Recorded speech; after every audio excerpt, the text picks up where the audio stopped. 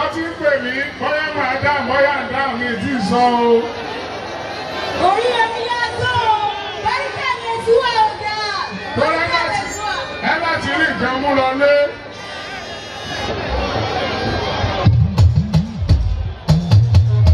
Thank you. Because of some national platforms we have here and our international observers, I have to read my former acceptance speech before I come back to the level of my people.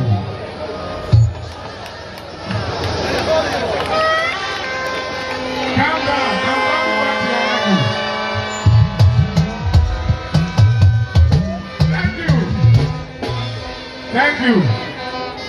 Wallahu ghalibu ala amrihi walakin akthara an-nas la ya'lamun.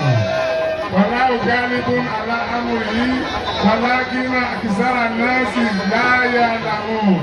Wallahu ghalibun ala amrihi wallahu kana akthara an-nas la ya'lamun. A'udhu billahi minash shaitanir rajim. Bismillahir rahmanir rahim. All praise and glory be to God, the ultimate King Maker. Today I stand before you, grateful for the breath in my lungs and the opportunity to stand before you, my supporters and well-wishers. Once again to God Almighty, I say thank you for being my rock, my refuge, and my guide. God has shown me on countless occasions that it is not by might nor by power that I stand here today. He crowns the king and make people.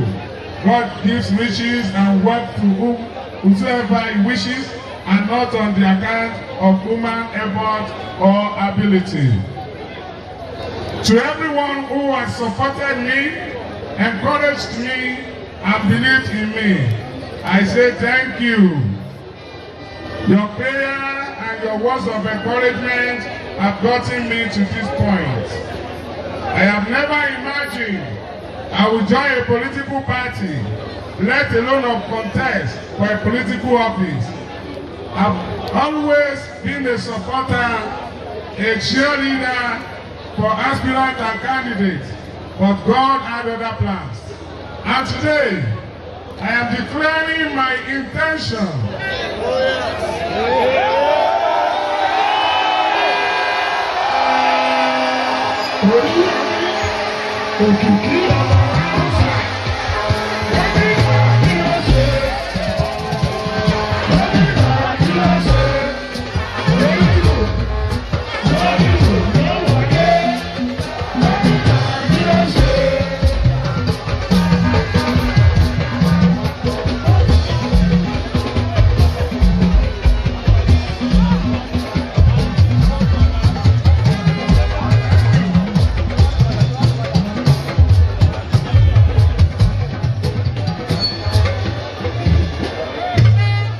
Today, 17th of January 2026, I am declaring my intention to join ACORD as a political platform.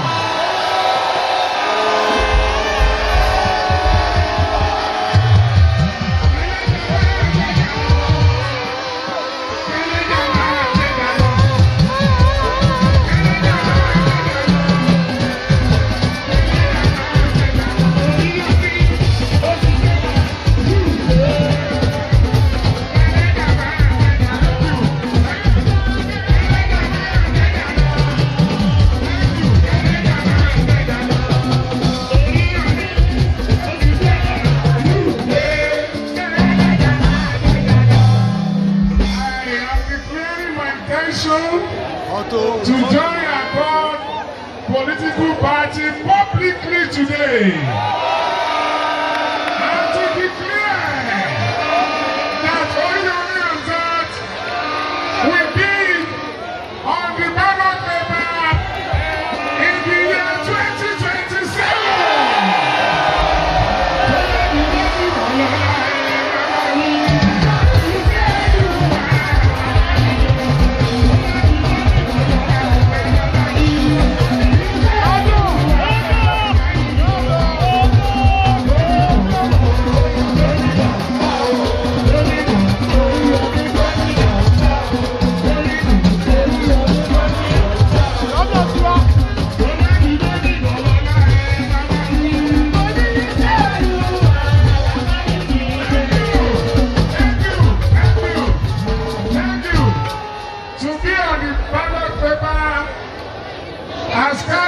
for what?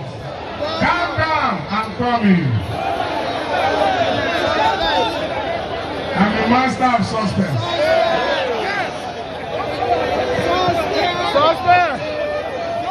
Let me tell you, I don't have money or any political connections. Neither do I have any government of the day backing me. I am coming with God, and that's all I need. That is all I have. And with God, there is absolutely nothing impossible.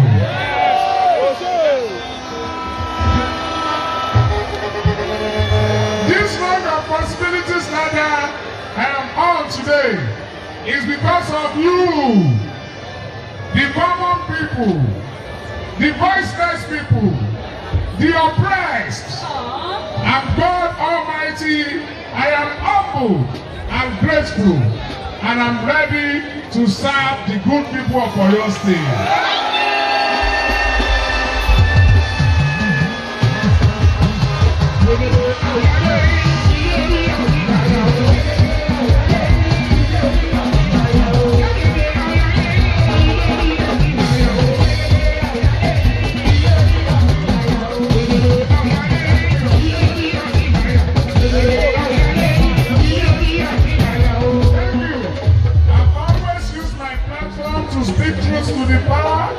And amplify the voice of the people.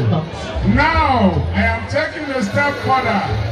I am joining the accord as a political party to serve you, to fight for the people, and to bring developmental projects to the good people of Oyo State. Let's do this. Oyo State, let's make history together. The journey starts now, and I'm honored to have you with me and by me, always rooting for the people of Oyo State. God bless you. Before I go,